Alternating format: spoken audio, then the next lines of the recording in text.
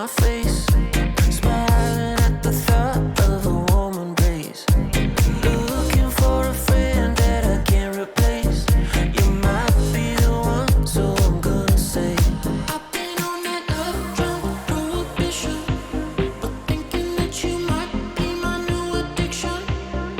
You can call it 2020 kind of view, 'cause we can quarantine just me and you.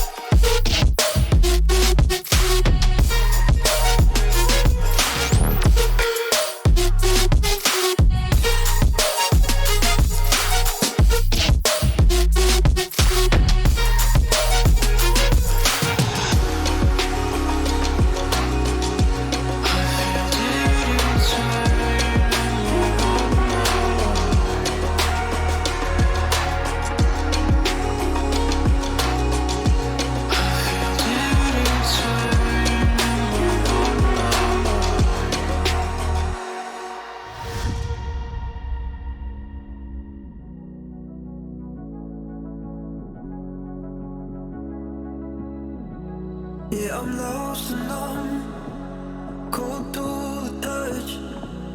I pretend like I don't remember your name. Every masterpiece turns to blasphemy. When I close my eyes, yeah, I still see your face. We were the thunder and the lightning, burning fire that started from the spark. I would spend you just to watch you twirl. It was us against the world. You were the rain falling on my skin. Yeah, I was dying when you pulled me in. I was your rebel and you were my girl. It was us against the world.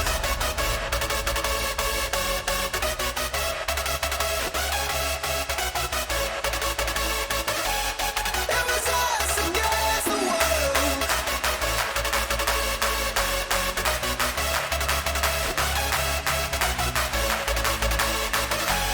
It was us against the world.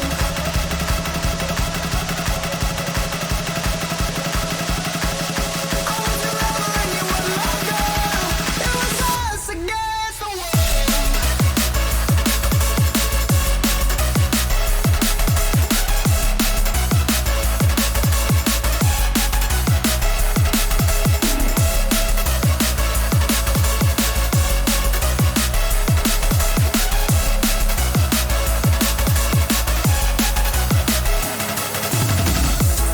We were the thunder and the lightning, burning fire that started from the spark. I would spend you just to watch you twirl. It was us against the world. You were the rain falling on my skin.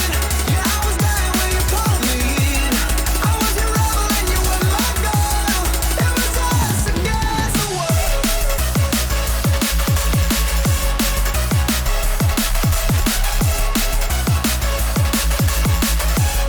It was us against the world.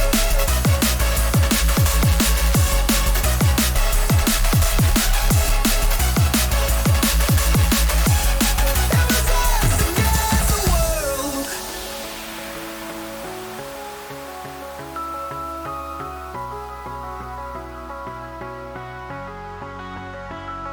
Yeah, I'm pale and gray, all dust and fade. When I call for you, all I hear back is pain. Every song must stand, even diamonds fade. When the darkness comes, I count up my mistakes. We were the thunder and the lightning, burning fire that started from the spark.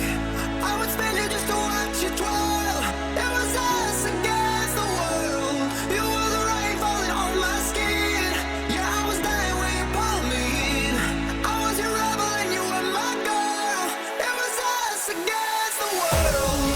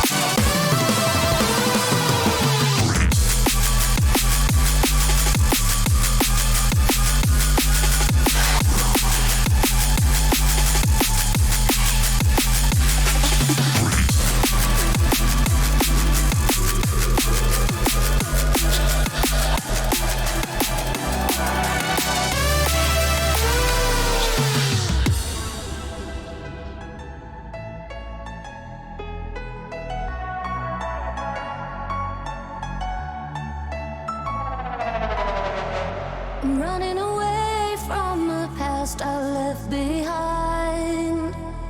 I'm looking for answers, but I'm blinded by the light.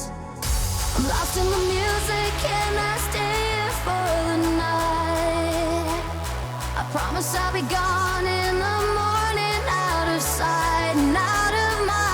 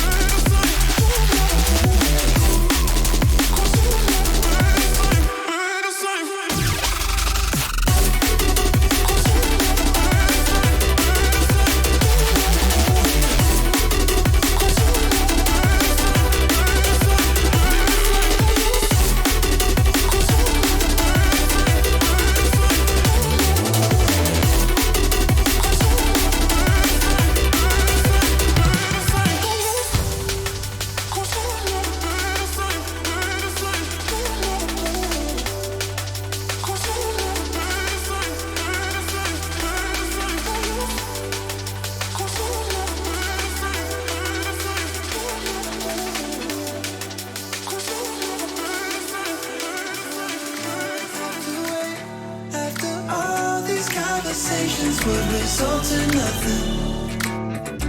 Wish my friends and I could celebrate, but these plans keep falling through because there's always something. Say that you want me when I'm in the room.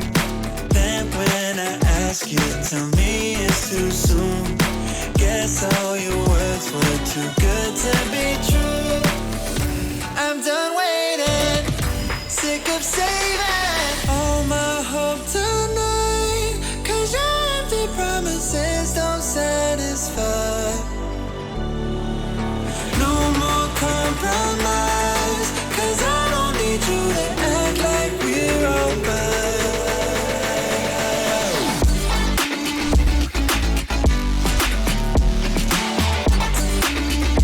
Act like we're alright.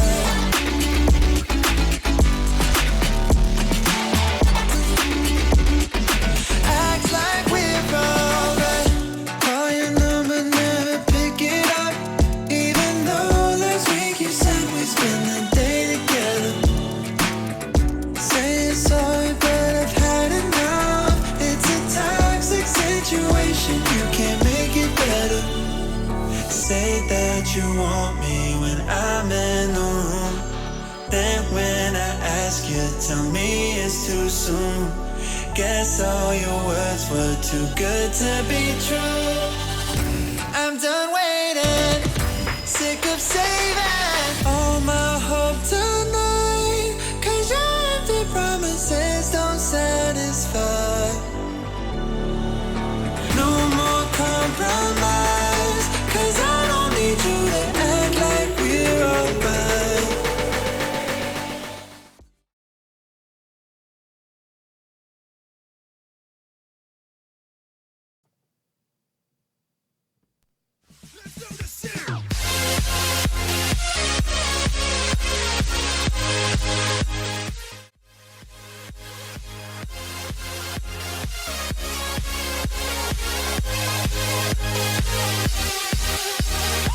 What is up, Level Up Nation, and welcome to the January 11th edition of LvLUp Live, your home for gaming esports news, brought to you by OTN Media.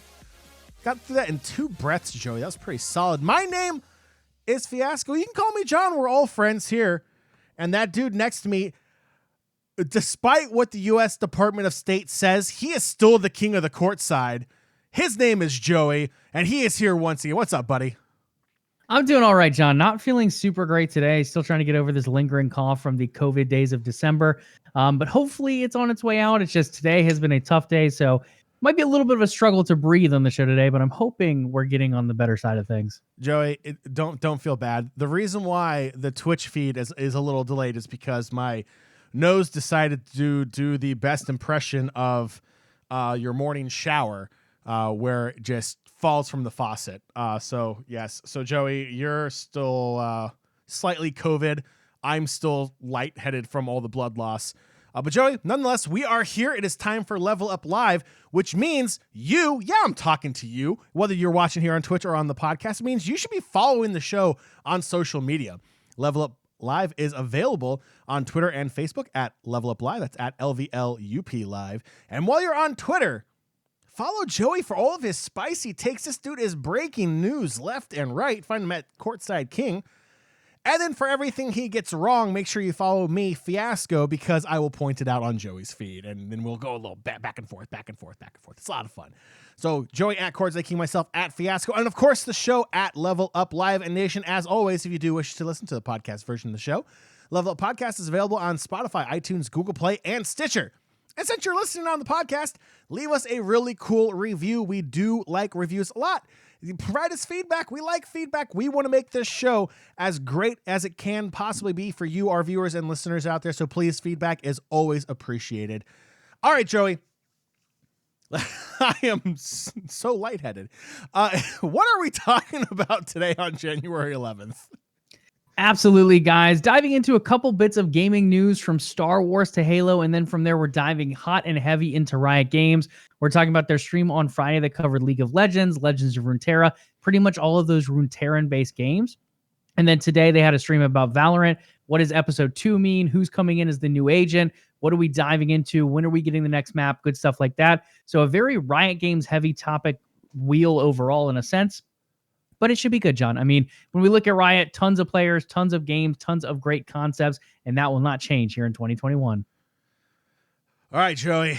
I'm feeling 2.4 million viewers today on Twitch. So we need to reel them in here with our next segment. Of course, I'm talking about the drink of choice. So Joey, you are still a little under the weather. So I don't know if an adult beverage would be wise. If I was your doctor, I would prescribe you an adult beverage, but that's the reason why I'm not a doctor. So Joey, what is your beverage of choice for today's episode? Yeah, John, I have to go back to water. I drank alcohol yesterday. I felt like death today. So I think I'm going to stay off alcohol, at least for a couple days while I'm still getting over this cough. Well, Joey, if there's one thing you should have to rehydrate your body after blood loss, it's a truly black cherry lemonade hard seltzer, because alcohol thins the blood out even more. So, Joey, I'm not going to bleed out on the show, am I? I hope not, but you have your water. I have my fantastic, slightly healthy, it's not healthy at all, hard seltzer, black cherry lemonade version. Let's get right into it. Let's get right into gaming and esports news. Let's go! This show is starting to sound like one of those games like a Gears of War or a Rogue Company where someone is downed and you hear that voice line, I'm bleeding out. I just keep hearing it playing over and over as you keep saying this. But yeah, neither one of us tip-top shape. We're kind of like Cyberpunk. We released with a couple bugs on today's episode. Ooh. Hopefully we get over that and become the masterpiece we're meant to be. Kicking things off, though, GameSpot. John, they have a new clickbaity headline that came out. I believe it came out yesterday, so Sunday, for those listening to the podcast. People were freaked out over the weekend because of this headline. And this is something that continues to happen over and over in games media right now, outside of OTN, of course, where people will come and say, okay, so a game like Cyberpunk or a game like Halo or God of War or whatever, these big name titles, it feels like Xbox gets a big brunt of this. But when someone leaves or some kind of studio change happens, there's some kind of clickbaity headline that came out. This one in particular, the quoted headline is Halo Infinite designer has left 343 Studios to join Darksider Studios. The post was later answered by that same designer, Colby Payne, commenting, saying, in quotes, guys, I was a contractor. My contract was ending, so I found a new job. This isn't news. Stop with your clickbait. And it's one of those things. And again, this is not one in particular that's super special. It is in the sense that the actual designer commented on it. But overall, it's something we've seen a lot happen throughout. And yes, some of the 343 people leaving are big deals. When you have a creative developer, a creative producer leave, that's a huge deal. And we saw that a couple times through the Infinite development cycle. Again, that was about 5 to 6 years. So now that we're looking at this, again, not every little piece of news needs to be an article, and it doesn't need to be phrased super clickbaity like this. Again, guys, we've talked about it on the show before. Halo Infinite's campaign is done. It is over. It has been written. Most of it is designed out. At this point, it's in a polishing stage, and they're prepping the final bits of multiplayer. So people are going to move on. Contracts are ending. The game itself is just getting ready for that final launch.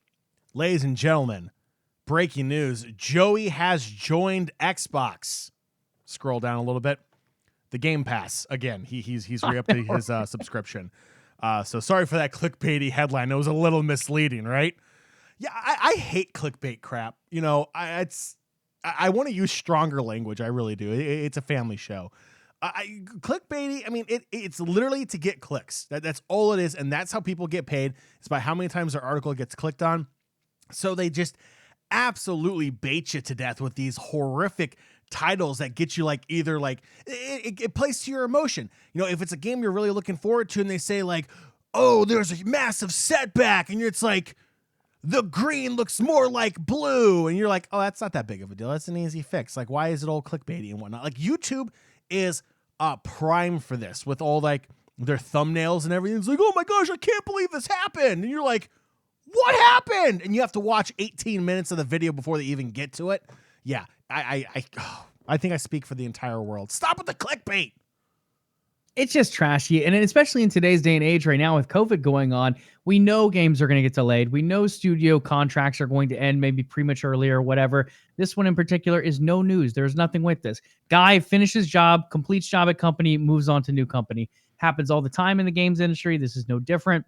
Again, I'm excited to see what Colby Payne ended up doing with Halo Infinite, but it's done. He's complete. His contract is done, and his work is done as well. Now he'll be moving on. I can't think of the name of the studio. but it is the studio behind Darksiders, so we'll see what he does over there. Disney has announced the Star Wars games will now be branded under Lucasfilm Games. John, this is Disney. So we went from LucasArts, where Disney had an issue with it because people argue different points. One thing is Disney has come out before and said that video games are not a form of art.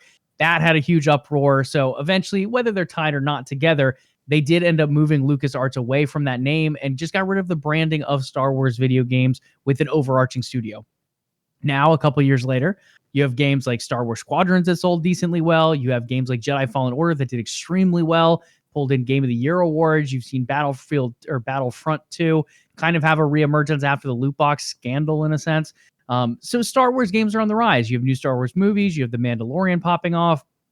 They want to jump into the Star Wars video game industry as much as they can, and now they're going to do that by rebranding once again to something with games in the title. So it's going to be Lucasfilm Games.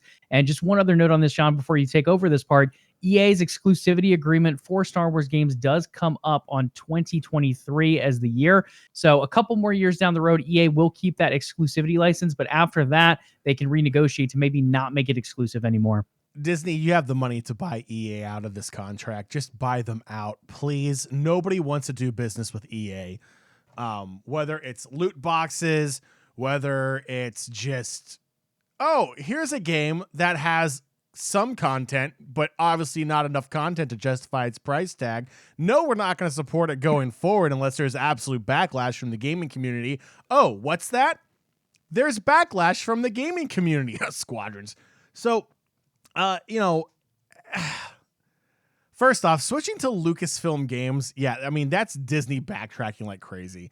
Look, like Lucasfilm, like obviously, George Lucas is the man, the myth, the legend, the creator of Star Wars. So having his name back, even on the game side of it, is, a big nod to the man who created this amazing universe that so many people around the world absolutely love to this very day that we can't get enough of, it feels like. So I like the name change back. I think it was kind of petty for Disney to change it in the first place. The whole video games is not art. I mean, I think everyone on the show knows my opinion on that. Some of the best games out there can make you feel the same kind of emotion that a motion picture film can. The same kind of feelings, emotion, just, if it's a good storyline, like you can get attached to the character. It's the same impact, even with music. It's definitely a form of art. If you don't think it's a form of art, at me on Twitter. We'll have a discussion. I'll tell you why you're wrong. But yeah, I like this move by Disney. The only thing I don't like is the fact that we have another 2 years under EA for exclusivity with Star Wars. So just buy them out. Disney, you have enough money. Just buy them out, please. Like, raise my Disney Plus subscription $2 and buy them out, please. Wow, the $2 subscription raise, John, across is everyone. Oh no, just yours. They're only doing yours. It'll take longer than 2 years to get that much money then.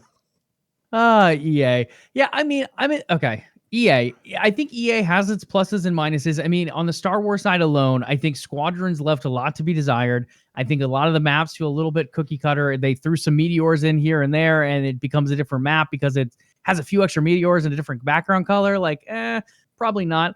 But you look at stuff like Jedi Fallen Order, I think it's extremely well done. They did a really good job of creating a new story in the universe. The mechanics for combat feel great. The depth of story, the characterization. Star Wars Jedi Fallen Order is good. I think Respawn did a great job with that. You look at Battlefront 2, I think some of it is great and some of it is not so great. I think the whole loot box thing at the beginning was a huge misdemeanor for that game. It ended up losing them a ton of players early on. Since then, some of those players have navigated back. Its player count is not terrible, but it's one of those games that they kind of juggled a bit at launch, and I think it kind of hurt it a bit overall. But again, goods and bads, because of Fallen Order, I think it does look at EA in a little bit of a different lens when it comes to Star Wars games. Now, for me, the biggest issue is exclusivity. I would love to see Respawn do another Fallen Order game. I think some kind of Fallen Order 2 or some other game within the Star Wars universe as a playoff, like a Fallen Order or like a Mandalorian in a sense, where it's some kind of side story we can follow and play through. But I would love to see other studios work on it too. Like, Imagine a Knights of the Old Republic coming back. Like if BioWare, which is under EA technically, was working on a Knights of the Old Republic, or Obsidian, who's now owned by Xbox and Microsoft, if they get that chance to do, I think they did Knights of the Old Republic 2, maybe they get another shot at it. So I think there's a lot of really good studios, especially RPG studios with In Exile and Obsidian under Microsoft. You have BioWare, depending on how they come up from this Anthem mistake. But there's a lot of different RPG studios out there in general that I think could do a really good job with the Star Wars IP. And I would like it not to just be content locked with EA, just to see what other stuff we could get if other studios were involved as well. What is up, OG Flavortown in chat? Yeah, Fallen Order is a great game. Easily one of the Game of the Year nominees on the year it came out in 2019.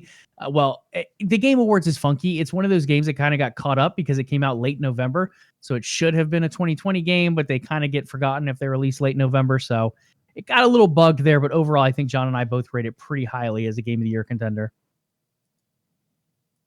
Speaking of Twitch, where we're streaming right now, we had a record broken today, John. Not only broken, but shattered and broken multiple times. Twitch streamer TheGrefg, I have no idea how to pronounce that actually, and I did not try before this. TheGrefg, TheGrefg for the listeners, shattered Twitch viewership records today, amassing 2.5 million concurrent viewers for his Fortnite skin reveal. He became the first individual streamer to break 1 million concurrent viewers. So guys, as you can tell from that stat alone, being 1 million and more than doubling that, he absolutely shattered the record. The previous individual record was held by Ninja. I think it was around 600,000 something, if I remember correctly. And then the overall record, I believe, was, I think it was E-League, actually, with the Boston Major when Team Liquid played. And that was around 1.3 million, if I remember correctly, for the organization one. So overall, he shattered all of them. 2.5 million concurrent viewers tuning in to see this Fortnite skin reveal. John, if I'm being honest, the skin didn't look that impressive. But it's Fortnite, and Fortnite does absolutely incredible, crazy things. And he ended up benefiting from it at a huge number with 2.5 million viewers tuning in. Yeah, and I believe it was Slasher on Twitter. It was like, now every esport organization is going to go try to sign a Spaniard for their streaming team since he is from Spain. I mean, look, I think it's really cool. 2.5 million viewers to watch, a skin that is based on you in one of the most popular video games of all time. I think that's pretty cool. It's kind of like the Dr. Disrespect. Are we still allowed to say his name on Twitch? Who knows? His viewership bumped up when he got his own level and his own skin as well, but not to 2.5 million viewers. That's absolutely insane, but I think it's absolutely incredible at the same time. I was not part of the 2.5 million that tuned in because I was at work. But yeah, I did see the skin. Yeah, I think I have to agree with you. I don't think it was that impressive. Like when you compare it to like the Raven skin in Fortnite, which is still to this day one of my favorite skins in any video game. It looks absolutely fantastic. In fact, Joey, I was at a bookstore. Yeah, they still exist. And they had a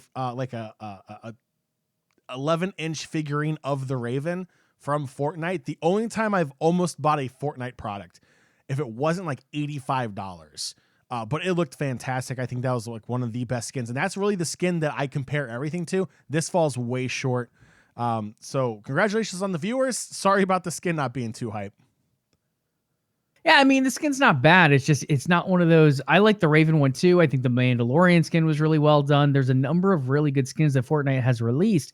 This one in particular, it didn't jive a ton with me. I don't think it was like the greatest looking thing overall. But as far as viewership goes, as a streamer, he absolutely killed it, pulling in that many viewers. Super entertaining. One thing that always, and I don't know if it's something with the Spanish language or what it is, but the ability to talk for so long without really taking a breath amazes me. So I tuned in for a couple minutes and I feel like he didn't breathe for like 10 minutes just going. He was just constantly talking. And I took 5 years of Spanish and I can translate some here and there. I can't speak a lick of it, but I can translate a little bit. But he was just so fast and I'm just not that practiced anymore. So keeping up with it on top of him not really breathing too much here and there made it very difficult to understand what was going on. But he was excited. The viewers were excited. It was a good time. And now he has a skin in Fortnite and a record on Twitch. Now, Joey, in response to him talking too fast, in the words of my Spanish 3 teacher in high school, that I had to make a deal with to pass Spanish 3 and not have to retake the class. He doesn't talk fast. You listen slow.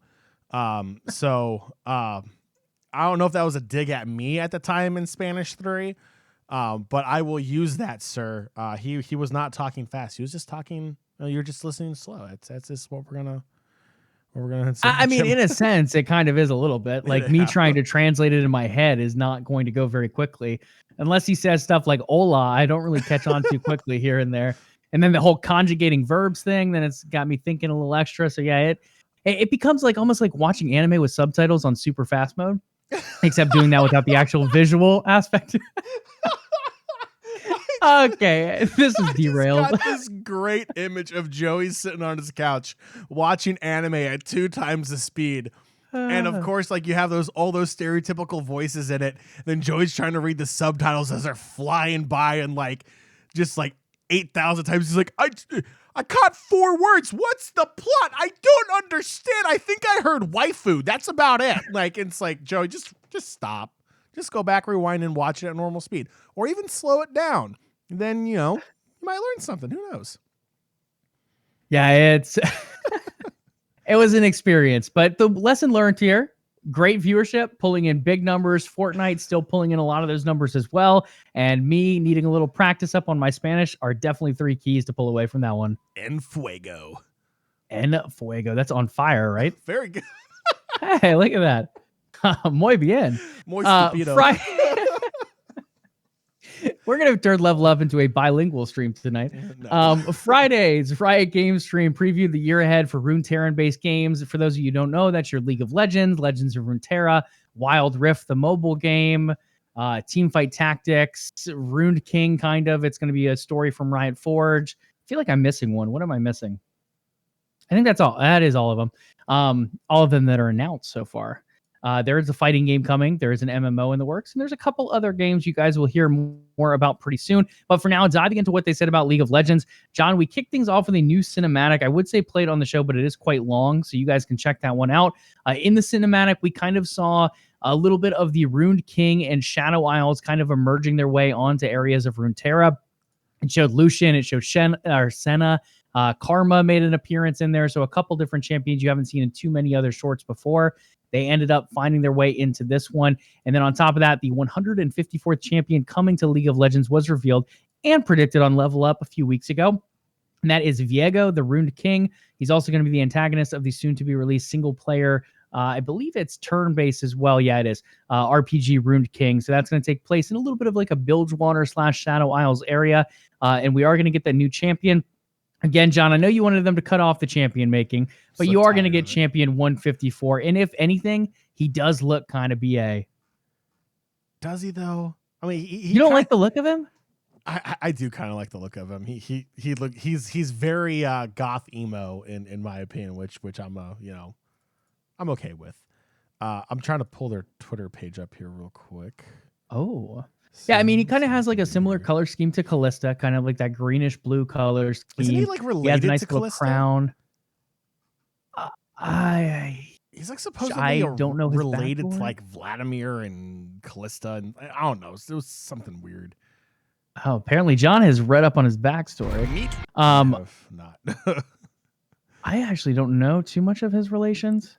I have not done my deep dive into Viego lore. I do like his color set, though. I think that's the biggest thing for me. I like the way the crown sits as well. I think that's pretty cool. His kit overall is pretty unique. I think it's going to be interesting to see how it ends up playing out. I think it's one of those, when it comes to Riot Games in general, when they release a champion, it's going to be a super broken kit or a kit that feels like it's rehashed a little too much. I don't really know too far of where this one's going to fall yet without having a chance to try him on PBE as of yet. Overall, it looks pretty decent. His animations and really the look overall, I think, are the coolest part for me. See, and this is what I get when I forget to change the stinger before I try to put the page up. We get the OTN logo flashing by again. Viego. Right. Here he is. Here's Homeboy, rocking his 8-pack because you're not a League of Legend on the Rift unless you have an 8-pack of hard seltzer. Let's go. So wow, they actually gave him some lore. Look at that. Yeah, Shadow Isle. So he's there with Callista, Senna, Hecarim. Yeah, the video for his announcement was pretty sick. He and Senna had a little almost like soul stealing event going on. It was really weird. And then of course Lucian is there to aid some assistance. But yeah, I think he looks pretty cool. Again, I think I have to agree with you. I think I have to play him on PvE, like actually on the Rift, to try to get a better feel for him. But I think it's interesting. Not what I would have expected from the Rune King. I don't know if I was like in my mind, I was picturing maybe something like a Darius meets Arthas from World of Warcraft kind of thing. Not, this dude. But yeah, I mean, I think he looks great. I think the art looks fantastic. Yeah, so I'll have to see how he plays out. Yeah, it's going to be interesting. Also, chat, I see you saying you want a TV show. I believe it's been publicly announced there should be a League of Legends anime style show, cartoonish type of show coming at some point. I think it's Netflix. I want to say they announced it at the anniversary for the 10-year, but not 100% sure on that. There is something in the works of some sort, though, for some kind of League of Legends animated show. But yeah, overall, I think he's cool looking, John. Again, we'll have to get our hands on our kit or on his kit before we report back too much on him, as well as dive into the lore a little bit. But at least visually, he looks appealing. I think his kit looks pretty cool. It'll be interesting to see how it does play out, though. Another thing we heard from the League of Legends portion was the next big event will be the 2021 Moon Festival, and it's going to align with the Lunar New Year. Something similar we see in a lot of different games. League of Legends has done it a little bit here and there with some icons and shops and different things like that. Overwatch does a pretty big event for it. Now League of Legends jumping in pretty hardcore in this one. The 2021 Moon Festival, you're probably going to get your battle pass type of thing with it. On top of that, you're going to get skin lines and many other things as well. So look forward to that as the next big LOL event here in 2021. On top of that, the devs have confirmed that they will release 140 new skins. So John, not 140 champions coming this year, but you're going to get 140 new skins to put on those champions. In addition to that, alongside 6 new champions that we talked about previously on the show, you're going to get a champion per role, as well as for the mid lane, you're going to get 2 champions, one of those being more of the magey type, as well as one being more of the assassin type. Again, people flex them wherever, but that's at least the basic idea here is 6 champions with 2 being set for the mid lane. And on top of that, you get some choices to come up, John, and this way you'll want to prepare to pull up. Players have the option of choosing between 3 new skin set concepts, as well as a vote that will be done in the LOL client. I believe the vote is live now. So if you hop on your League of Legends client and check out that 2021 preseason area, the 3 types of skin lines you can vote on here are Monster Tamers, Crime City Nightmare, and Debonair 2.0. Did you find it by chance? I'm going to launch the client because it's probably going to be a lot faster that way. Oh, we're going with the client launch, ladies and gentlemen, tonight. Well, while he pulls that up, I'll tell you the other vote we can do on the client. Players can also vote to weigh in on the next champion rework. So Dr. Mundo is in the rework stages. He has been being reworked for so many months now, guys. I can't even dive so much into it. I think it's like 9 months now. On top of that, we will be getting another one, or at least they're going to start another one in 2021. Your choices are Udyr, Quinn, Shyvana, Nocturne, and Skarner. Again, there's going to be different levels of the rework. Someone like a Scion, for example, got a full rework. Most of his kit was reworked, as well as his visuals. Some of these other champions have been a lot lighter, where maybe it's an ability or 2, or maybe it's just purely visuals. So all of these will vary to a degree, but overall, these are champions that Riot has decided need to be reworked sooner than later.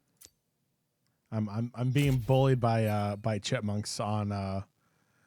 I was gonna say, I keep seeing that thing move so fast over there on the right. Over there for it's chat. So bad. Hold on a second. All right, let's see here. It looks like Chipmunks likes Monster Tamers as his vote. Okay, let's see here. And yeah, I see the Pokemon emojis. It is pretty much like a Pokemon style skin, like pet battles. So chat, you can see what he's doing right now. It is literally just blowing me up right now. There, I'm just gonna respond to him. We're live, jerk. All right, this was your mistake. Yes. Okay. So anywho,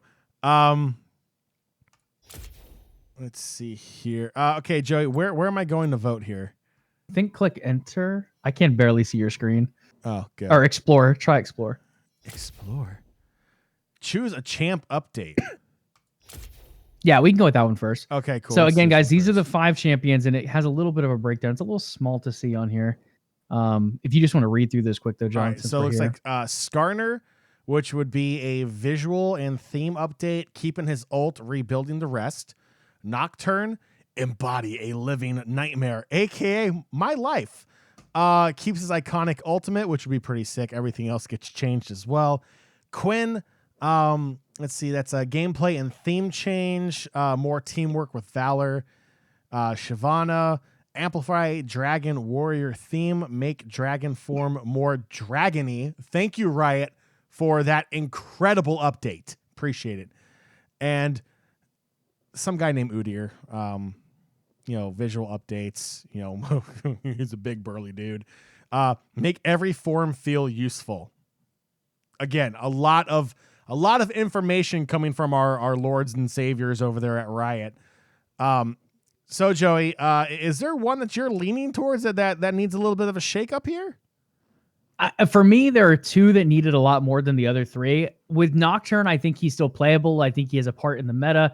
Shyvana, again, if you stack Drakes, I think she can still be strong enough. She doesn't feel amazing, but I think she's strong enough. And then Quinn, with all the mobility in her kit, again, it's not the most unique and cool feeling kit, but because of that mobility, it does make her somewhat useful in different compositions.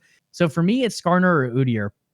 I think Skarner doesn't really do much of anything well. I like the fact that they added the little shrines in at one point, and that makes him a little faster if you're in the shrine. I think it's like attack speed and movement speed, if I remember correctly. His ultimate feels pretty good overall, but the rest of his kit just doesn't really do much of anything for me.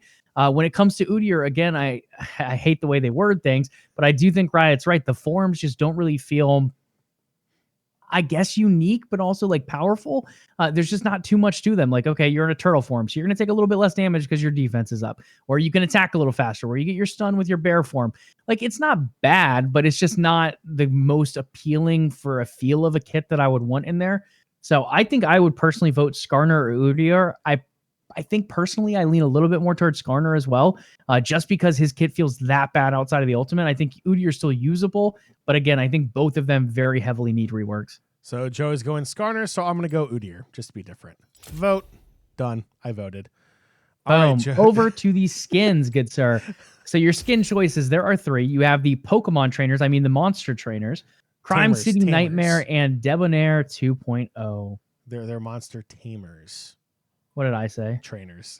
You're thinking Pokemon way too much. Oh, I was joking and I didn't change it. Rip. It's all good. Yeah, so you have monster tamers, bright and playful, powerful monsters. No. Debonair 2.0, high fashion. No. Crime City Nightmare. I mean, come on, Joey. I think anyone who knows me knows which one I'm going to go with. I mean, you're probably Crime City Nightmare. I think most people will go Crime City Nightmare. Our Discord server went heavily Monster Tamer. That does not surprise me. I voted Monster Tamer as well. That really doesn't surprise me. Yeah, I was between Crime City Nightmare and Monster Tamer, but I really like the color scheme more of Monster Tamer. And I love the idea of them investing more into some kind of pet structure. So, yeah, that's where I went. Yeah, so Monster Tamers looks like a knockoff of the Ardenweald section of Shadowlands. You have your little moth/butterfly kind of thing there. The bug catcher. You good? Yeah, I think there's a helicopter going over. Oh, nice. The bug catcher looks like one of the staffs that a mage and a warlock get from Ardenweald. So, like, to me, that just is like rinse and repeat. Debonair 2.0 just doesn't feel special at all. Crime City Nightmare is pretty BA. You can never go wrong with black and red. Mix some white in there, mix some purple in there. It looks really awesome. Yeah. It's look at that. That is amazing. That is some good skin right there. That is some good skin. Yeah, I'd be happy if either Crime City or Monster Tamer won. If Debonair 2.0 wins somehow, I don't think I'll be very happy. I was not a very big fan of those original skins, and I don't think 2.0 looks that much better. Oh, I can actually hold on. Yeah, you can vote. Oh no, I was gonna take a look here. Okay. not bad. Still don't like it. It's not bad. It's nothing that really pops as much. It's just like this is just too much. This on the right side is just not it. No, no. And this looks like it's like a cheap knockoff of the Flash, just using gold and blue. Like, Joey, They're skin concepts, sir. Yeah, well, the concept is crap. So we're voting for Crime City Nightmare because it's the only skin set that anybody should ever vote for. It looks good. I don't like one of them, but I do like. I think it's the Jin skin. I like quite a bit there. But yeah, we'll have to see what happens. I hope either Monster Tamer or Crime City Nightmare win it out. But guys, get your votes in. Again, go to the LOL client, whether you're messaging John or not, and go ahead and pop in those votes and get the job done. Already out of the client. No more. Last but not least, for league updates, we're going to talk a little bit about ranked and what it is changing overall for that structure. The devs confirmed some considerable changes they mentioned previously, but now they are confirmed. There will no longer be interdivisional promos. So if John is grinding his way from Plastic 4 up to Plastic 3, he no longer has to go through a promo series. He can jump right into Plastic 3 and melt his way up to Bronze. On top of that, we have a couple other changes, less of an elo setback. So if you were, let's say you were Gold 5 going into or at the end of last season, now instead of dropping all the way down to like a Bronze 1, Silver 4 level, you might drop just a couple tiers, maybe a Silver 3, Silver 2, and find an easier time working your way back up potentially as well. On top of that, last but not least, and it really doesn't impact too much of the League of Legends competitive scene, but the Master tier open at the season launch. Usually it's about a week or two before the higher level tiers start opening up. They decided to get that kicked off early on, especially with the ELO delay or ELO impact not being as heavy early on in the season. They decided to open that up a little earlier as well. Overall, John, I think these are good moves. I do like the fact there is still some kind of series, I guess it's still called a divisional series, between your higher leveled ones. So if you're going from like Silver 1 to Gold 5, for example, or Gold 4, for example, there is a series that has to be played. But I like the fluidity of jumping between Gold 4 and Gold 3 and Gold 2 or whatever tier you are a lot easier. I think that's just going to keep the flow of ranked a little cleaner than constantly having to stop for promo series overall. Yeah, it almost feels like you don't have to wait a month before you can start playing ranked again if you're at a lower elo, because, you know, with that elo hit at the new season, in the past, you'd be going up against players like 4 elos higher than you, and you're just getting absolutely raffle stomped, and you're not going to want to play League anymore. So, you know, this is one of the changes that Riot has done that I actually appreciate. You know, it's not as, it doesn't feel as toxic in the beginning of the season then, because, you know, if you're a good player, you're going to, you know, you're not going to drop all the way back down to gold or silver or bronze. If you're at master, like, you're going to be, like Joey said, maybe, you know, 3 or 4, maybe 5 tiers below where you're at, but you're not going to be like 4 divisions below where you're supposed to be. So I think that's a smart move. It'll give you a better chance to climb. I believe the Prophet was talking about how, like, you're supposed to get less XP now, so it's supposed to be harder to climb. But with that drop not being as brutal in the beginning, it feels more rewarding. At least that's what he said. And as our resident high-ranking League player, I'm going to have to go with what he says. Yeah, I have not dove into ranked yet. I've not heard a single person that has had a great experience with it so far. Yeah, I mean, even Prophet didn't place too well. Clue, as we call him, he placed all right, but not where he really wanted to. And I know a lot of people who have done really poorly in placements. So I don't know if it's just shaking up, or maybe they're just not ready for that level of competition early on in the season, because usually you have a little bit of a buffer to kind of work your way up back to your elo. Now it just kind of hits you right in the face right from the beginning. So it is one of those things that's going to be a little interesting to see how it does impact the, at least statistically speaking, the stats that come out early on in the season, and how people are able to climb based on where they start off compared to, comparatively speaking, the last seasons. I'm about to die over here. 1 second. Poor Joey. I just need to get it out instead of just confusing all my words, so I'm trying to hold back. But yeah, overall, it'll be interesting to see the impact it does have here. I think the biggest change here is the fact you don't have the inter-division play anymore. I don't like the idea of, okay, I'm on a really good streak. Now we're going to go from Silver 3 to Silver 2, but I have to play out this whole promo series. And then if it goes poorly, I have to drop all the way back down. And it's just like, Now I can get rid of those potentially 5 games there and just say, hey, or no, it's what, 3 for an interdivisional? Either way, You don't have to play as many games to jump back up to a tier or down a tier or whatever. I like that. I think it adds more fluidity into play. And again, if they did change the level of XP, I think it'll probably be okay. And if there are any issues with it, then they'll change it mid-season, because that's what Riot does with their big mid-season patches. Over to Legends of Runeterra. They will see the arrival of 2 new regions, starting with Shurima, which we did call on LvLUp last week. That will kick off in March and come up from the ashes or the sand or whatever. The first 3 expansions per region. Those Shurima expansions will be called Empires of the Ascended, Guardians of the Ancient, and Rise of the Underworlds. Again, 3 expansions under Shurima. Those are the names of them. After that, there'll be another region joining as well. We don't know what that other region is going to be as of yet. Yeah, I can't think of what it would be off the top of my head either. I have to look into that one a little bit. I don't think they've done too much with like forest people like Nico, Lilia, and different things like that. So that could be a region. We'll have to wait and see what they have in store, though.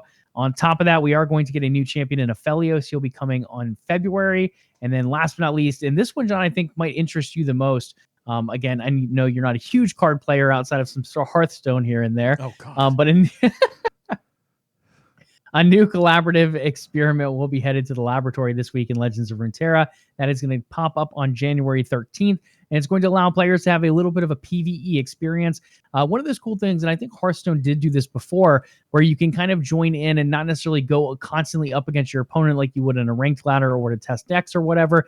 This is a new experience where you're kind of up against a boss and you have to play into each other's cards. So maybe John has a unit on the board that's about to die, but I have something that can give it a barrier. Maybe I would use my card to put a barrier on his unit so it can last an extra turn, et cetera, and you kind of have to play back and forth. So I like this idea. Again, how do you bring new people into games? You find different ways to expand upon new concepts and see if they stick.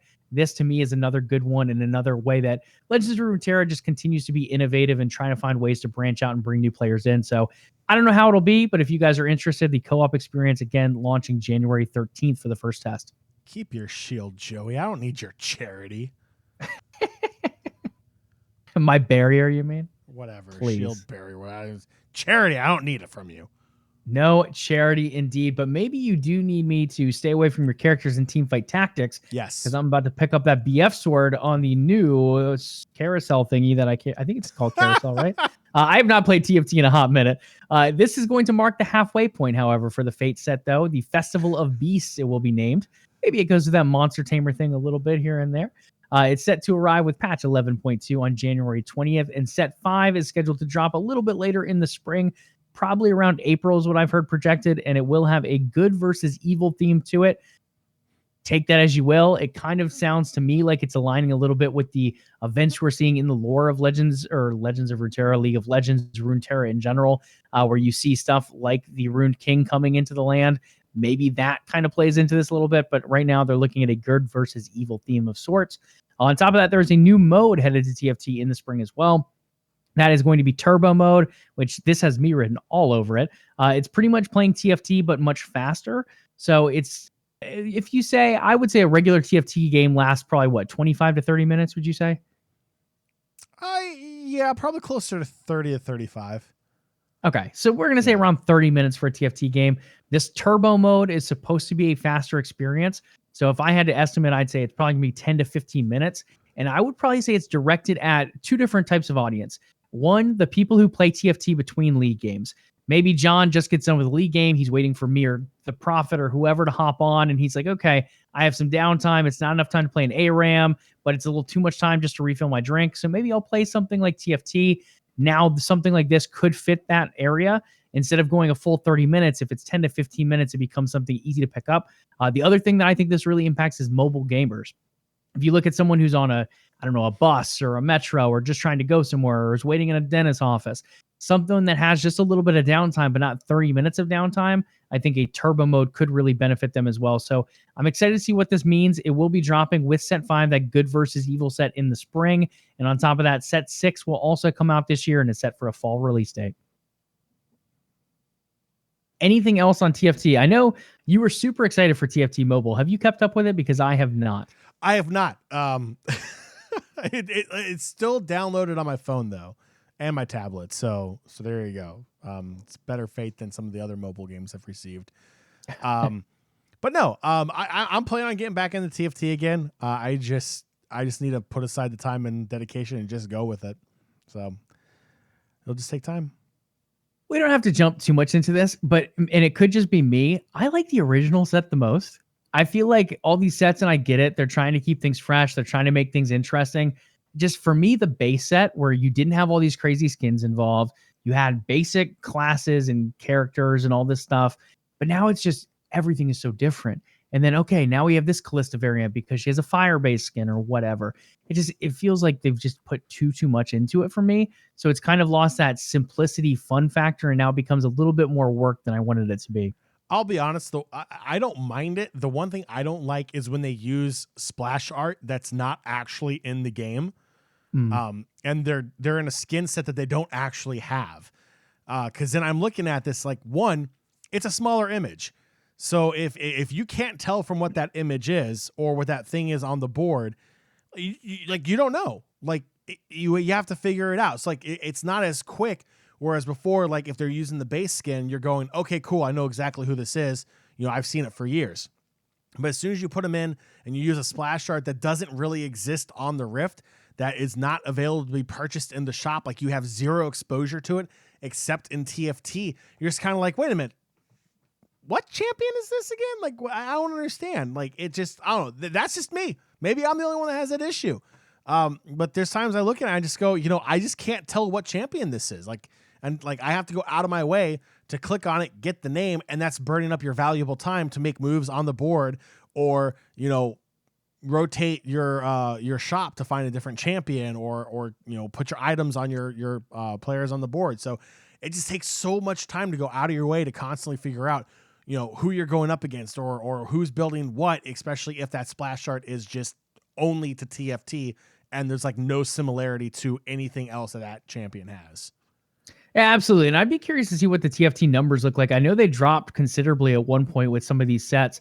And you have stuff like Dota Underlord or Dota 2 Underlord. You have stuff like Auto Chess and these other games out there that have seemed to do pretty well. Again, not the biggest games overall, but they keep a consistent audience. And one of the major things with them is they do balance changes, but they're not diving in and completely changing up units or splash art or different groups that these units belong to. And I think that's one thing that really sets TFT apart, whether it be positive or negative. For me, with someone with such limited time, it's hard to jump into TFT and say, oh my gosh, they've added 5 different factions. And now there's Diana used to be under the Moon faction or Lunar faction, and now she's under this faction, and she's got an Inferno skin and da-da-da-da. And it's like, holy moly, I have to go back every single patch and just reread everything to even be competent in the game. Either that or I have to play 100 normal matches before I can even do anything. So for me, it changes so regularly as someone who wants TFT to kind of be a side game. As a main game, I think this is great. I think it's going to constantly be up and going. But if it's not your main game, it becomes very difficult to at least climb in ranked when it comes to TFT without a lot of reading here and there.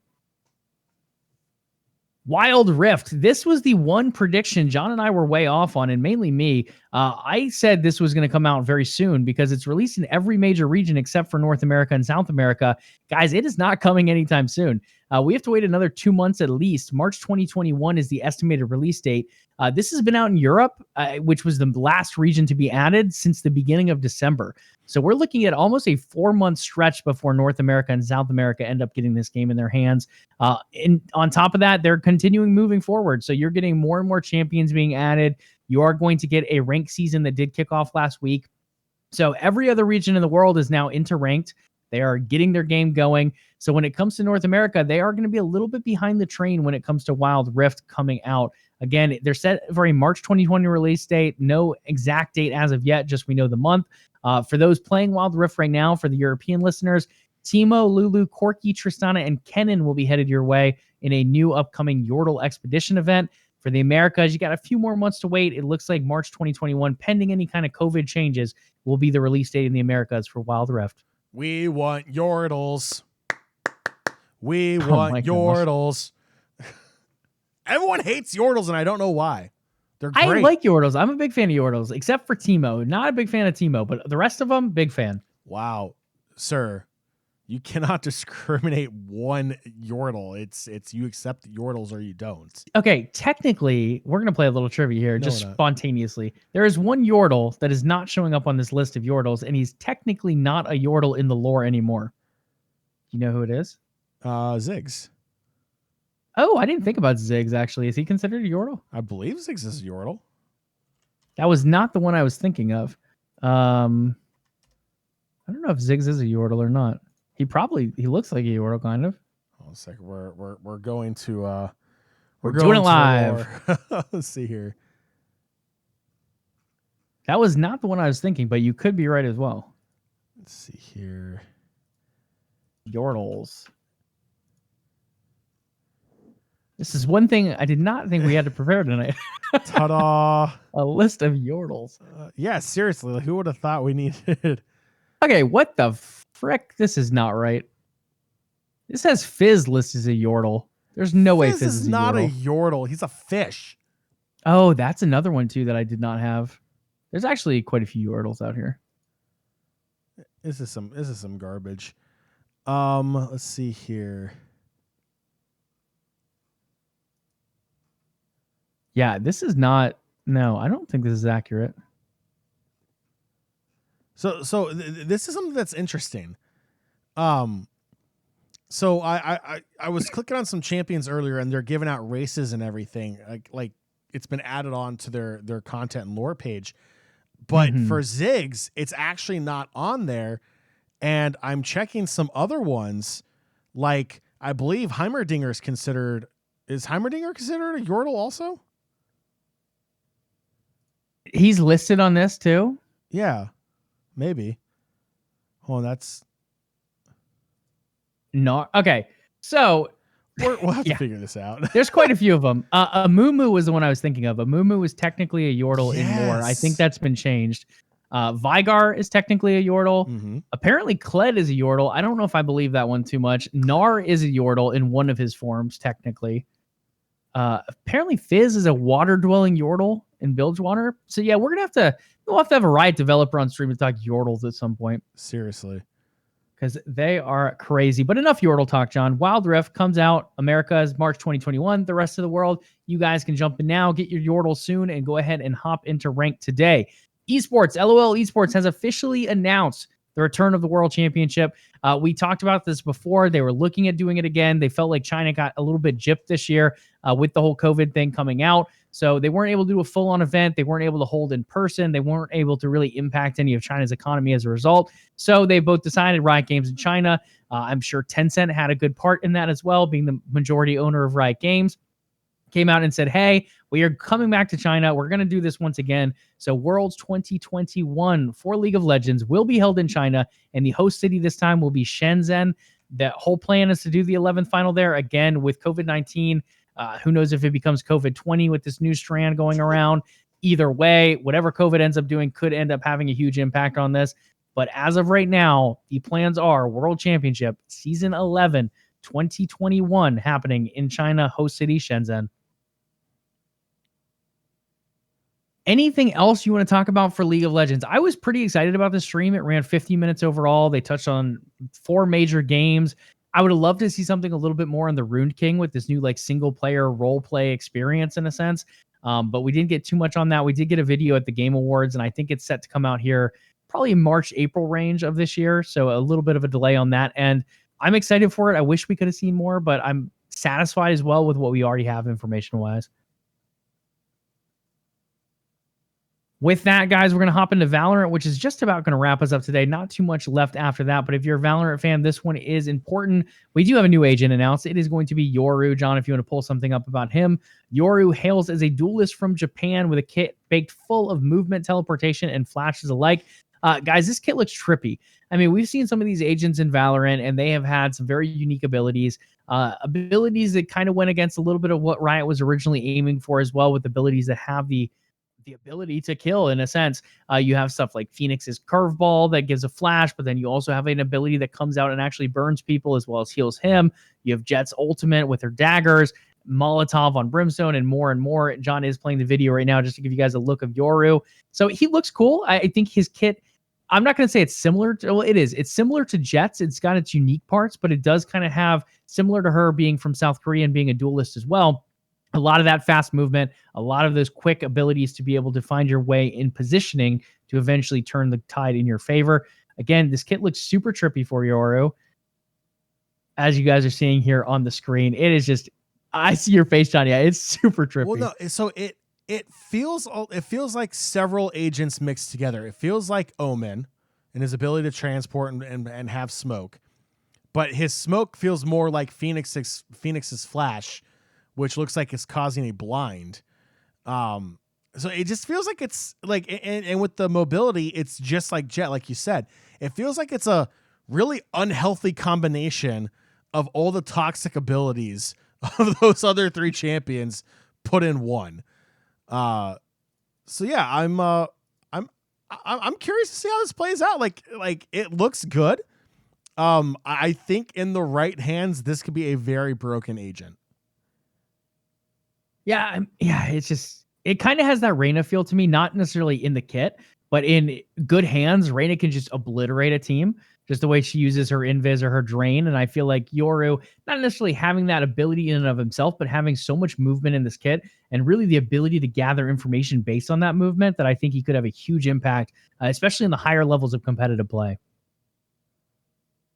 Speaking of competitive, some updates on that as well. Leaderboards are coming to rank with the start of episode 2, and they will showcase players ranked immortal or higher. So players like Jon, who are absolutely popping off in Valorant, can go ahead and pop up on that leaderboard. I wish listeners on podcasts could see your face right there. Jon and I are not the greatest Valorant players, but for those who are great Valorant players, immortal or above, you can hop up on those new leaderboards. And on top of that, thank God for this change. They have changed the ranking change with the ranked arrows. I hated coming out of matches and getting like 1 green arrow or 3 green arrows. I can't even tell you guys the number of times I had 3 green arrows in a row for like 4 or 5 games and I didn't move at all. Like, what is the purpose of these arrows? I have absolutely no idea, because I'm obviously not feeling any kind of tier movement based on them. But then you get that 1 red arrow and hey, you're down a tier. Thousands of green arrows, whatever, you're staying where you are. So it was super annoying at times. But additionally, these have been changed. Finally, it's going to be a 0 to 100 system. So if you're progressing toward a new rank, you might be at 75 or 85. If you're a little bit lower, you're going to be closer to that 0, 2, 3, 4 range potentially. And as you do hit 0, then you kind of enter into a little bit of, I don't know, like purgatory of ranked mode. If you hit on 0 and you start losing too many games, you will drop down a tier or division. So that is one thing to keep in mind, but it's going to be a lot simpler to really understand, as opposed to seeing 1 to 3 green arrows or 1 to 3 red arrows. You now actually have a visual representation of 0 to 100 of how close you are to moving one way or another. I think this is super necessary. Those arrows drove me crazy. Yeah, the arrows didn't give you enough information, and it left too many questions out there. If you have a number system, it's easy to kind of like tell, okay, you know, if I perform this well, this is how many points I'm going to get. Not, oh, if I perform this well, I get 3 arrows that give me 0 statistical information on whether I'm going to level up or not. So you're just kind of sitting there just going like, this system is garbage. I feel like this is just, you know, the arrows goes right along with them switching everything Riot does in terms of ranking in League of Legends, where you go like 4, 3, 2, 1, 4, 3, 2, 1, 4, 3, 2, 1. In Valorant, it's 1, 2, 3, 4, 1, 2, 3, 4. And you're sitting there like, okay, like everything else you do, you start at 4 and you end at 1. Now you're switching it up. Riot, make up your damn mind. It's as simple as that. Like, figure it out. Stop confusing everyone and just give us information. That's all the players want. They want to know what's going on with their ability to play the game and how well they are and like how they can rank up against everyone else and how they're improving. Give us numbers and give us ranks that make sense. Absolutely. So those changes, again, we'll be starting getting rid of those arrows and making them a 0 to 100 meters. So keep an eye on that for those progressing in ranked Valorant. Maps. So Icebox, it was supposed to come out at the start of episode 2. Well, hey guys, you guys complained enough that they released it early. So Icebox will not be releasing at the start of episode 2 because it's already out on live service. And as a result, episodes 3 map might come out a little bit earlier as well. You might have to wait until the launch of episode 3 to get that back in cadence. But if a new map is needed sooner, Riot will go ahead and push that one out, potentially toward the end of episode 2. Last but not least, Split. Jon, your favorite map in Valorant from back when we played regularly. It still doesn't feel quite right to the dev team or the players, so they will be taking another look at it and looking at possibly making a major change to the attacking side that we should hear more details on soon. Last but not least, the team is aiming to have a map pool of 7 maps by the end of 2021. So as of right now, you have 5 maps out there. They're hoping to add at least 2 more prior to the end of the year. You know, the funny thing here, Joey, is Split was not the map that I hated. Okay, Ascent you did not like either. I hate Ascent with a passion. Yeah. No, like I get it. Split's challenging on the attack side because it's literally 3 bottlenecks. Like you really don't have a choice. Like if you decide to go garage, or if you go down mid, or if you go down A side, like it's literally a corridor that if they're running like a 2-1-2 on defense, you can easily rotate on the defensive side to just put all the pressure on that one and only entry point to that area. So you almost have to go down mid, have a fight there, and then make your decision to go on A site or B site. And it was just too bottlenecky, and it's definitely a defensive side advantage on Split. So I can understand why they're still trying to find a way to balance it. I don't know if there's a good solution to balance it. Because I feel like you would almost have to open things up a little too much, and then it would really just change everything on the map. Yeah, I think one other entry point or something here or there could do it. Like maybe you open up from, you can't really open up from spawn to mid, but maybe a second way out of garage could be a way to open up B a little bit more, and then some kind of other entrance, maybe up from sewers into an area into A could be another option. But yeah, I think there's definitely have to be some significant changes to make it. Again, all these maps when it comes to tactical shooters tend to be a little bit more defensive favored, but this is one that I would say goes over that 50% point where a lot of people are aiming for closer to a 50% attack versus defend. Again, it does tend to be a little bit more toward the defensive side for a lot of these, this one being a little too heavy on that side. So some major changes will come. Don't exactly know what those changes are, but you'll probably see them here coming in the next month or so. On the esports front for Valorant, the team is looking to bring Valorant to LAN as soon as possible. Obviously, COVID-19 playing a big impact on that. A lot of these esport LAN events, from CSGO to League of Legends to beyond, and pretty much every esport title out there have been canceled. So this is something that is delaying Valorant from making that first LAN appearance. They have seen some positives, though. The first Masters event will be confirmed to be online. It's pretty much going to happen, but it's going to have to be online at this point. Again, hoping to eventually move that to LAN as well. And they feel like the groundwork from First Strike events did pretty well. They laid out how it can work, what are the pluses, what are the minuses to playing online versus Valorant competitive, what things do we need to change, how can we make this a better experience for players, viewers, coaches, etc. involved. So taking that feedback from First Strike, moving it into this Masters event, we should see the Valorant esports scene continue to grow and adapt as it goes. Last but not least, more information on that in the future. Again, guys, the whole plan is to get it to LAN. So depending on how COVID changes things, they might end up announcing more online events. If it starts to simmer down with the vaccine coming out, maybe we see a different kind of Riot sanctioned event going to a LAN. But again, it's still a little bit too up in the air right now with vaccines still being distributed at a lower rate. Last but not least, in upcoming news, before we hit a little bit on the LCS and wrap up today's show, CES 2021 is happening right now, guys, the big digital event. So if you bought a new TV, this is where they tell you, hey, it's now out of options. It's not the best TV out there anymore. Same with cameras, same with laptops, every type of tech out there. Pretty much getting new announcements here from AMD to Sony and PlayStation, to Microsoft, to NVIDIA, et cetera, et cetera. So we'll break this down a little bit on Thursday for you guys. It's going to run today, the 11th through the 14th. So go ahead and check that out if you're interested in the new developments in tech. Just a quick teaser for that. Joey, Samsung released a TV that allows you to watch up to 4 different programs on the same screen. And this is on their new ultra-thin bezel TV that they're coming out with. That's like the picture frame is what they're kind of referring to it as. It is absolutely disgusting to be able to watch 4 different things on the same screen. I'm not talking picture in picture. I'm not talking that old 90s technology where it's like, oh, you have a small image on top of a bigger image. It is 4 different images, one screen. It's absolutely insane. And supposedly it keeps the same 4K quality across all 4. So that's got to be a massive, massive processor has in that TV. But Joey, technology keeps on growing day after day, year after year, and it's only going to get better. Absolutely. That sounds great for like esports events or football or whatever kind of sport versus esport event. Pop up all those matches, maybe you get your pro cams going on. Yeah, I think that's awesome. But again, it's one of those showcases every year where I feel like, I just got this new piece of technology for the holidays. It's feeling great. And now you have this thing, and it's like, oh, that's last year's tech now. So it continues to move so fast, but it's one of those really cool industries to keep an eye on. Last but not least, the last piece of news on today's show before John and I take a break from my lungs and his everything else. We're going to look at the... I know. That was rude. We're struggling here, guys. It's a Monday. The new LCS lock-in preseason tournament is set to kick off this week on January 15th with the group stage. You're going to have 4 teams from each group advance to the knockout stage. I hate this. Can I talk about this for a second? All yours. Why on earth does the LCS feel the need to just leave 2 teams behind in these stupid formats? Like playoffs. You have a 10-team league. You're going to have 8 teams make the playoffs. Like, why not just invite everyone at that point? It's like, it drives me crazy. Like, what is the point of even playing the season? You just have to not be one of the bottom 2 teams and you're golden. Like, North America.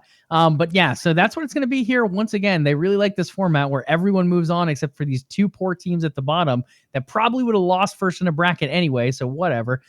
Group A, TSM, Team Liquid, 100 Thieves, CLG, and Golden Guardians. In Group B, you have FlyQuest, Cloud9, Evil Geniuses, Dignitas, and Immortals. To break down these just a little bit more, so the way these worked was TSM and FlyQuest got to pick these groups.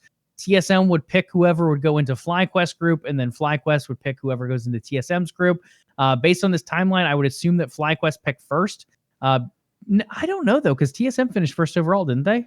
Yeah, and it would make sense for TSM to put Cloud9 into Group B because TSM is so scared of Cloud9. It is ridiculous. Cloud9 is the best team over there. But TSM is like totally scared, man. That's what TSM actually stands for. It's ridiculous. But yeah, so TSM probably picked first, put Cloud9 over there, FlyQuest with Team Liquid, and those are your top 4 teams overall. Probably the 4 that will end up in the final rounds of these playoffs, depending on how they see this crazy thing out, with the poor 2 teams that didn't make it sitting off to the sidelines. I'm not going to name any names, but I think we can guess at who those teams probably will be based on what we're seeing here in the groups. But that is one thing to look out for. So if you're interested in getting kind of a preview of the LCS prior to the season kicking off, you can do so here in the LCS lock-in tournament. Again, guys, it's something new. It's something fresh. It's a new way to engage with audiences for the LCS. Again, my biggest issue with it, I like the idea overall. I just don't see the point of doing a group stage where only 2 teams are being left behind. You're pretty much taking everyone into a bracket stage. You might as well just take everyone, or at least cut the groups down and make them a little bit more exclusive. Yeah, so Prophet's finally in the chat. Yeah, you're a little late, Prophet. We already sang your praises earlier, and we're not going to redo it again. You'll have to listen to the podcast version of the show or catch the VOD, one of the 2. But we're not doing it because you're a filthy TSM fan. And again, TSM stands for totally scared, man. There you go. He goes, ooh. Nice. Anything else to say on this lock-in tournament, sir? Will you be locking into view it this weekend? I mean, it's not must-watch esports. I mean, it's a silly preseason tournament that I don't know. I probably will. There's nothing else to do in DC right now, so why not? Yeah, it'll be interesting. And again, guys, this is just the group stage. Whoever does move on will play again. The bracket stage is set to kick off on January 23rd. If you want to mark your calendars, I believe that sets the final up for like January 31st, somewhere right around there. So go ahead and look at that week ahead for those more competitive matches of the knockout round. But if you want to see the early group stage action, you can do so as well. Again, January 15th is when that kicks off. Leave it to Prophet to point out all the trouble in DC that's been going on over the past week. I appreciate that. BYOSP, bring your own spray paint? No. Oh my god. It's not, because you know what? We're not going to go into politics. Prophet, if you really want to talk about this, meet me in the Discord after the show. I'm not bringing it on the show here. It's just. Speaking of Discord, guys, if you want to join, that's discord.me/OTN. Go ahead and check us out over there. Gaming talk, esports talk, as well as sports on there, and apparently politics now as well in some of the general channels. So go ahead and check that out. Voice, text, everything. Discord.me/OTN. Joey, it's like it's not like you're going to be saying this again in 30 seconds, but I mean, I usually don't do the Discord, so sometimes you just got to throw it in here and there. You don't do the Discord? I don't do it regularly. No, I forget fair. Here and there. It's not in my scripted notes, John. No, it's not in the one part of the show that's scripted. Nation, it's time for the scripted ending. which means it's time for, well, that's going to do, see, I'm already off script. That does it for this edition of LvLUp Live, but before you go, head over to patreon.com/OTN and consider becoming a part of the Overtime Network. In return, you will get access to exclusive content that nobody else in the world can get unless they are a part of OTN Media. If you haven't already done so, make sure you follow the show here on Twitch to catch the next episode of LvLUp Live. If you listen to the show on our podcast feed, leave us a review. LvLUp Podcast is available on Spotify, Stitcher, iTunes, and Google Play. We would love to hear from you. In fact, we love to hear from our listeners so much. You don't have to leave us a review if you don't want to, but you can reach out to us on social media as well. Joey, where else can LvLUp Nation go to hit us up? In addition to that Discord link we dropped earlier, follow us on Twitter at LvLUp Live. That is LvLUP Live. You can also follow the umbrella company OTN Media on Twitter and Facebook at OTN Media and on Instagram at OTN_media. Last but not least, hit us up with a follow, a like, maybe even a Twitch Prime sub over here on Twitch, twitch.tv/OTN Media. This show broadcasts Mondays and Thursdays, 8 p.m. Eastern Time. All right, make sure you tune in this Thursday, January 14th, as we cover the latest and greatest in gaming and esports news. Do your ears and eyes a favor. Hit that sub and follow button to know when the next episode of LvLUp Live is ready for your viewing pleasures. We'll catch you all on Thursday. Have a great week. Remember, be nice to your fellow gamers online. And as always, Level up.